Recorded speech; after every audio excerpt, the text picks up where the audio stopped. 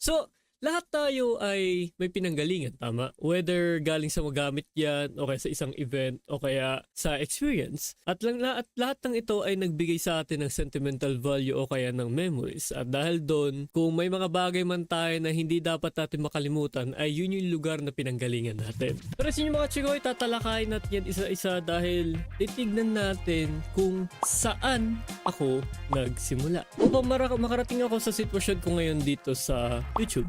So nandito ako ngayon sa YouTube ko na kung saan ay titingnan natin mismo rito kung ano yung saan ako nagsimula. Kasi gusto ko muna ipakita sa inyo kung saan ako nagsimula gumamit or sabihin natin hindi gumamit ng gano'n. Ba yan?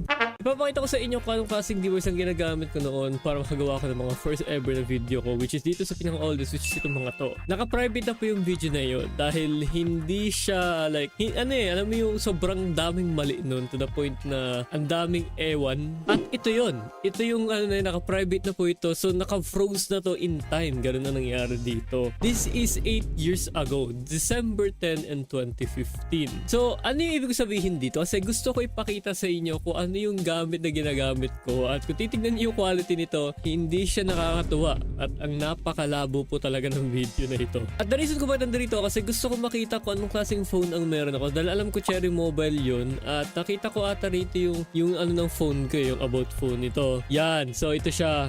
Ang model number niya ay W720. So it's the Cherry Mobile Ruby. So dito po ako nanggaling, okay? Dito po nanggaling yung ano ko. Ito yung pinanggalingan ko na phone. Grabe yung Android version ko, 4.2.2 ba yun? Kailan na-release yun? February 11, 2013. Diba? It's the Jelly Bean, yung pinaka talagang tumatak na Android na version ng mga panahon na yan. And ito po yung aking phone. Like, ito po talaga yung itsura ng phone ko. So kung titignan ninyo, siya ay may 1 GHz sa dual core, Mali 4 GPU siya, 512 megabytes of RAM, hindi gigabyte ha, at may 4 GB na internal memory at pwede mo siya expandable up to 32 GB. Dual SIM siya at ito yung na camera niya. Yan po yung cellphone ko, liit lang yan, as in, talagang parang ganyan lang ata siya, Diyos ko. At lumabas siya noong April 2014, yun siya. Ewan ko meron pa nagbebenta nito, parang feeling ko wala na nagbebenta nito eh. Yeah, wala na. I doubt na meron pa yun dahil wala eh. It's been a while na eh. Okay, so nung makita na natin yung unang device na ginagamit ko, ano naman yung mic? Punta lang po kayo sa question page 500 subs at makikita nyo yung mic na gamit ko. So ito, kung titignan ninyo, ayan po yung mic na gamit ko. Ano sabi ko dito?